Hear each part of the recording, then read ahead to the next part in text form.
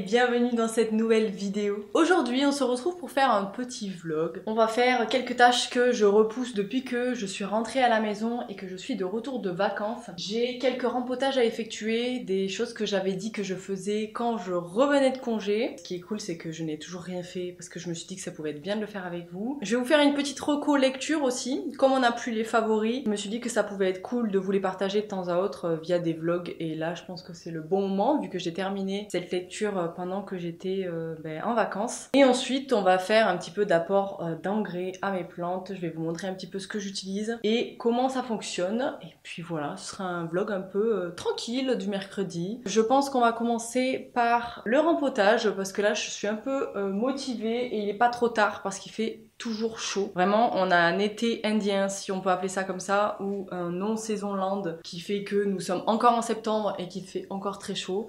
Donc je me dépêche de faire les activités les plus manuelles pour éviter de mourir de chaleur dans mon appartement plein sud. On est parti.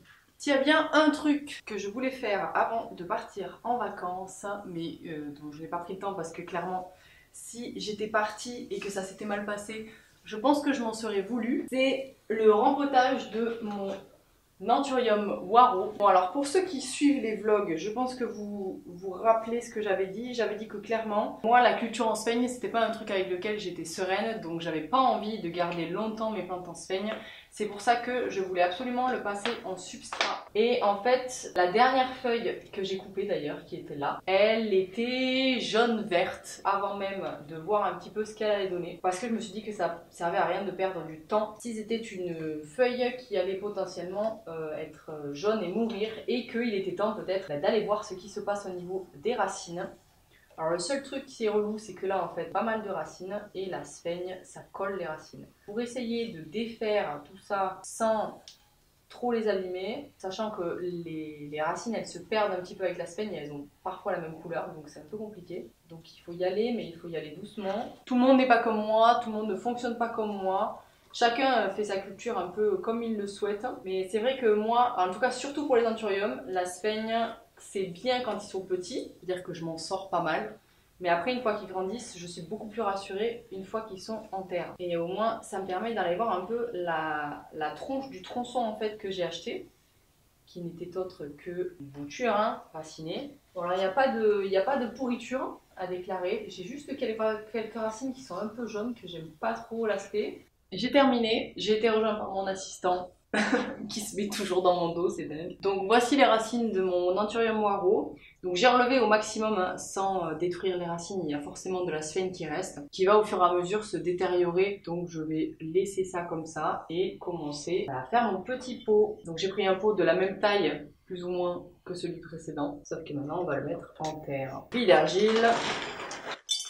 Et ensuite j'y mets le substrat spécial Anthurium de Cibotanica. Si jamais ça vous intéresse, j'ai toujours mon code promo qui est dispo juste là. Et je vous mets le lien dans la description aussi, comme ça vous avez tout. Un petit peu de terre, ça c'est du mélange. Il y a un petit peu de coco, un petit peu de terre, un petit peu de perlite. Je viens placer mon Anthurium et je vais venir rajouter la terre. Là, je vais essayer d'y mettre le tronçon un petit peu plus profond pour qu'il puisse raciner aussi sous la terre. Je tasse un petit peu. Ah, je vais répartir. Voilà, je pense que je vais pas en mettre plus. Avec l'eau, ça va se tasser un petit peu. Et mon waro vient de passer en terre. Ensuite, pour ces rempotages, ce que je voulais faire aussi depuis un petit moment, c'était rempoter mes petites boutures. Pareil, en fait, c'est tout vient de mon shopping de racines lorsque j'y suis allée la dernière fois. Donc j'ai mon petit Astatum ici que j'avais mis en eau et mon Philodendron Painted Lady, pareil qui a une grosse masse de racines et j'avais prévu ce pot là. Je sais pas si ça va pas être trop petit. Je vais peut-être utiliser celui-ci. D'abord bille d'argile comme d'hab. Et là j'ai des petits mélanges avec pas mal de perlite. J'essaie de lui faire un truc drainant comme il vient de l'eau. Pareil, là aussi je mets le tronçon sous la terre. Hop, et mon philo. Et le dernier, le petit Astatum, peut-être dans celui-là finalement, qui est assez mini. Voilà. Voilà pour le rempotage. Je vais arroser mes petits bébés et puis on va passer à la suite, nous. Et je vais surtout ranger. Et finalement, avant de ranger complètement tous mes substrats, je me suis rendu compte que j'avais encore ce petit anthurium que je n'avais pas rempoté et qui était en sphaigne. Alors j'ai décidé de le rempoter directement après avoir fait les rempotages de mes petites boutures. Là, il s'agit d'un pot où il y avait un codex à l'intérieur. Vous allez voir, il a une forme un peu particulière. Il est un peu plus tassé, j'ai envie de dire. Il est très bas.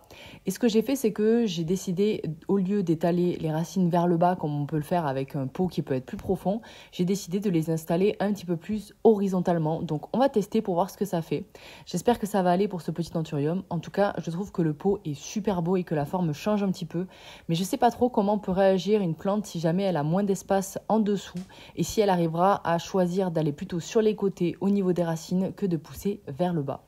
En tout cas, c'est un petit test et on verra pour la suite. Suspense. Et on se retrouve accoudé sur ma superbe table à manger qui me sert également de bureau. Alors, on va parler un petit peu d'engrais. J'avais déjà fait une vidéo sur l'utilisation de l'engrais, surtout en hiver. Mais l'engrais, il faut savoir que c'est quelque chose que l'on utilise tout au long de l'année. En tout cas, personnellement, c'est quelque chose que j'ai réellement adapté comme étant quelque chose à faire tout au long de l'année pour mes plantes. Cette petite partie de la vidéo est sponsorisée par La Pause Jardin qui propose une très large gamme d'engrais liquides et en petites billes aussi.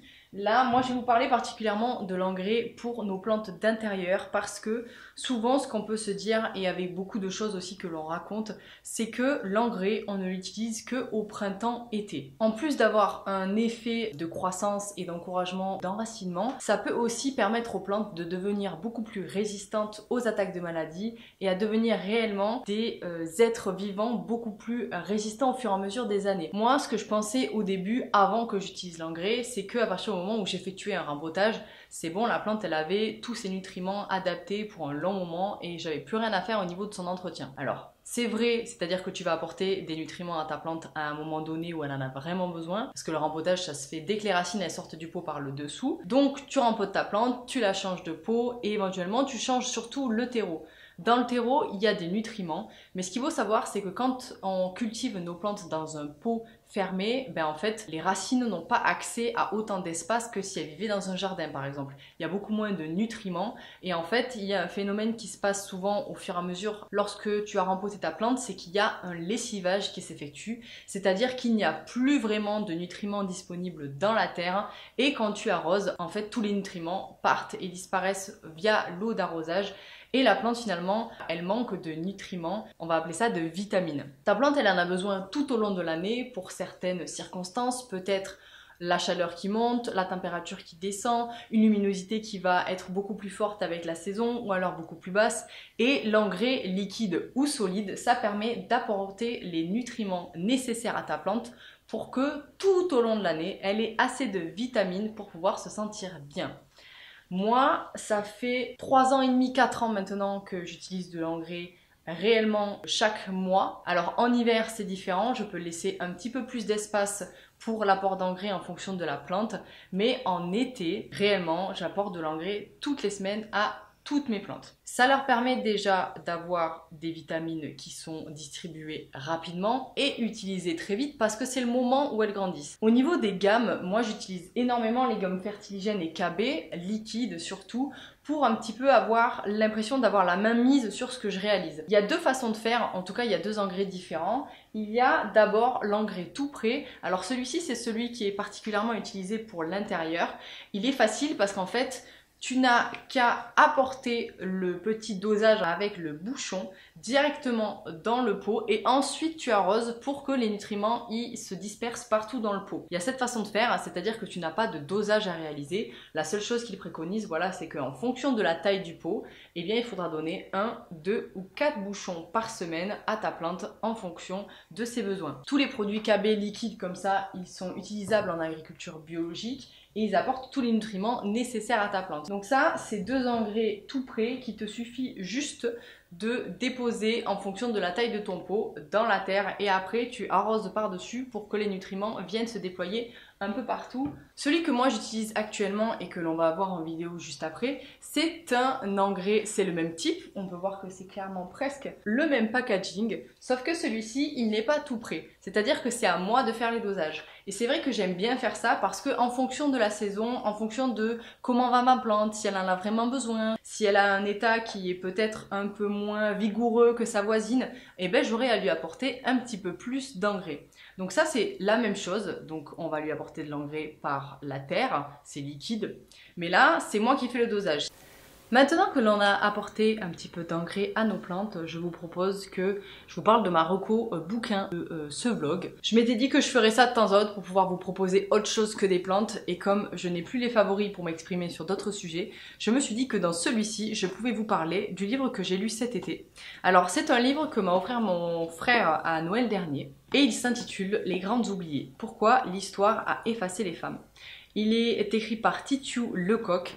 Et si vous voulez, je peux vous lire la préface, comme ça vous met un peu dans l'ambiance, et je vous donne mon avis sur le bouquin juste après. De tout temps, les femmes ont agi. Elles ont régné, écrit, milité, créé, combattu, crié parfois.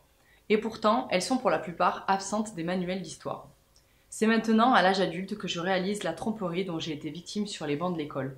La relégation de mes ancêtres femmes me met en colère. Elles méritent mieux. Notre histoire commune est beaucoup plus vaste que celle que l'on nous a apprise.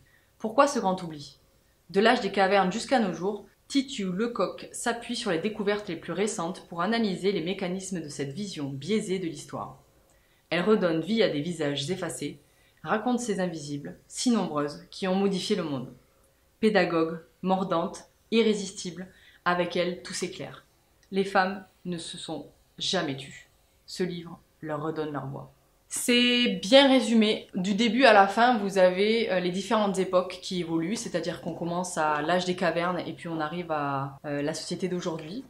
Et on se rend compte à quel point, même si aujourd'hui on a beaucoup plus de mise en avant et d'ouverture de parole sur le sujet qui est les droits des femmes, en fait, on se rend compte via ce livre que l'histoire a réellement décidé de nous faire taire. C'est marrant parce que au tout début, je vous spoil un petit peu, mais à l'âge des cavernes, les femmes n'avaient pas du tout le même rôle ni la même place dans la société qu'elles ont aujourd'hui. On était réellement à l'égalité des hommes et on pouvait faire les mêmes choses. La seule chose qui était supplémentaire, c'est que nous, on pouvait enfanter. Et en plus, c'est parce que l'on pouvait enfanter que les hommes étaient particulièrement respectueux, parce que c'était horriblement douloureux et qu'à l'époque, il y en avait beaucoup qui mouraient de cette souffrance et du fait de pouvoir leur donner des descendants. Il y a vraiment un moment dans le livre et dans l'époque d'ailleurs où ça switch complètement, où il y a réellement des gens qui se sont retrouvés autour d'une table en disant c'est terminé maintenant, je vois pas pourquoi on donnerait autant de place aux femmes que ça alors que elles sont pas si utiles que ça à la société. On y découvre réellement des autrices qui ont été supprimées de l'histoire française de la littérature notamment, des écrivains très connus qui ont réellement plagié et copié les œuvres des femmes en disant que c'était eux qui les avaient écrits, ou alors que de toute façon elles auraient jamais été capables de le faire toutes seules, donc elles étaient potentiellement accompagnées d'un homme, et c'est faux bien sûr. Et ce qui est le plus troublant, c'est que c'est réel, c'est-à-dire qu'aujourd'hui, dans les manuels d'histoire et dans tout ce qu'on nous raconte à l'école, il y a tellement de choses sur les femmes. Par exemple, il y a énormément de femmes françaises qui ont été des figures et qui ont régné, qui ont été reines. Elles n'apparaissent nulle part. On n'en parle pas. Et on n'en parlera pas. Tant que personne ne fait rien au niveau du système éducatif et du programme, il y a plein de choses qui ne seront jamais mises en avant, telles que Titiou Lecoq le remet en avant. Donc il y a énormément de choses qui sont tournées toujours en faveur du masculin, mais c'est parce que à un moment la société l'a voulu et ça s'est dégradé ultra vite. Vraiment, on voit très vite vers le milieu du livre, on a une descente aux enfers pour la femme, sa place dans la société. Vraiment, il y a des femmes extraordinaires qui ne sont pas mises en avant comme il le faudrait et qui se sont battues pendant des années pour retrouver nos droits. Et on n'en parle pas. Et c'est triste parce qu'on parle que de une figure ou deux ou trois alors qu'il y en a eu des centaines. Voilà, c'est un livre qui m'a profondément marqué, qui m'a profondément informée aussi. Vraiment, c'est rien qu'à titre informatif et d'ouverture d'esprit, que vous soyez un homme ou une femme, c'est très intéressant. On parle pas que du féminisme, il y a vraiment forcément le symbole du féminisme parce qu'il arrive beaucoup plus tard dans l'histoire, mais réellement tout ce qui a été tu ou des théories complètement infondées sur qu'est-ce que faisait la femme à l'époque, en fait, les scientifiques se rendent compte que en mettant la vérité sur ce qui a vraiment été trouvé et sur des vraies analyses, il y a plein de choses sur lesquelles on nous a menti. Un peu de sérieux dans ce vlog, hein, mais là vraiment, j'avais vraiment envie de vous parler de ce bouquin et il est très intéressant, vraiment. On a fini les blablas, j'ai fini de vous raconter ma vie et j'ai fini de vous raconter l'histoire de ce livre. Merci d'avoir regardé ce vlog et merci de tous vos retours, vous avez été adorables. Je vous ai déjà remercié dans la vidéo précédente en vous disant qu'on était 17 000. Là, ça continue d'augmenter, c'est dingue. Vous avez été adorable en commentaire en me félicitant. C'est pas forcément moi qu'il faut féliciter, c'est aussi vous, parce que c'est un truc que l'on crée ensemble, on a une communauté. Vous êtes le reflet de tout ce que j'ai envie de faire ressentir aux gens, donc c'est super. Merci à vous. On se retrouve mercredi prochain pour une nouvelle vidéo. Merci d'avoir regardé cette vidéo et on se dit à la prochaine. Salut!